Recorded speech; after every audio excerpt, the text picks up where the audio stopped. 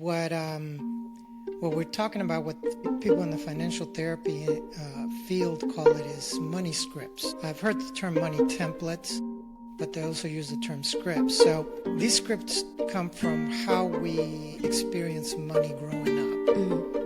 So, and by the way, you don't have to be, you can be at any end of the financial spectrum and still have issues. One of the ways that these form is like either trauma or drama around money.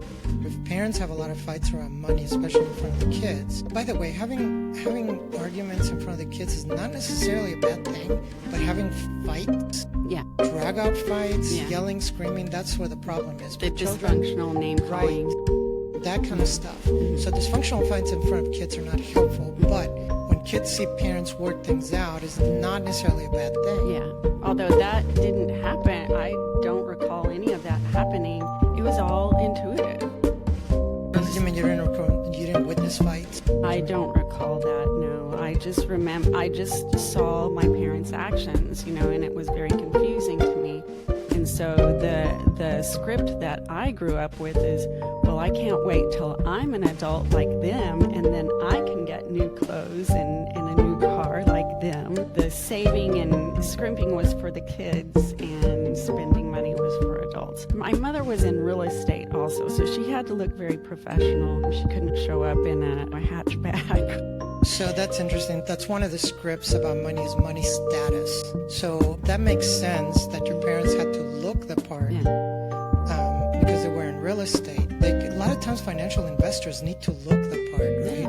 Yeah. And so that's the money status. You got to show that you are able to make people money. Yeah.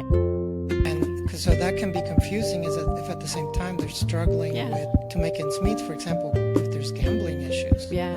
But that wasn't explained. I guess it was just kind of like, well, you're the kids. Just back then, you didn't really explain a whole lot to your kids. It was just, this is the way it is. You mean us Gen Xers? Yes. We weren't supposed to be inside the house, so the sun rose, we're supposed to be outside playing or in school. Yeah. And then we weren't allowed in until bedtime. Whatever happened in the house during that time, we had no idea. Yeah. So, and the other thing that happened with me is I never saw them fight either about money, but I experienced a lot of the fighting after they were divorced.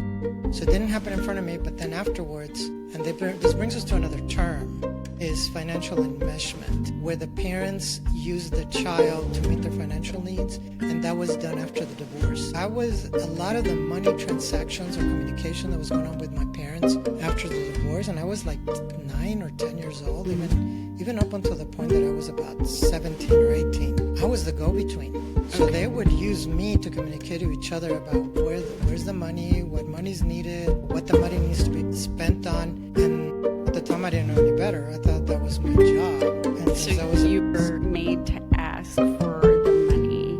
Right. And did you do it correctly each time? Oh, I'm sure I did not. Yeah. You tell your dad.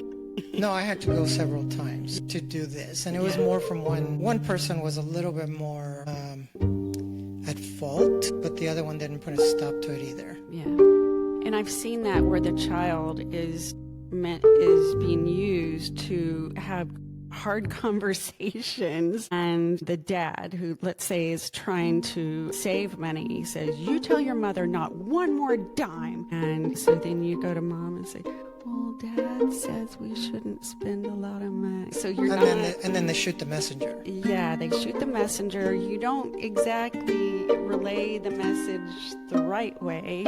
Maybe it was a specific amount that you had to tell them that they needed to stop spending or whatever. So imagine the insanity of this. It's very chaotic for a child to be dealing with that. Rather than actually sitting us down and talking to us about the finances, because I never really had that talk. Yeah.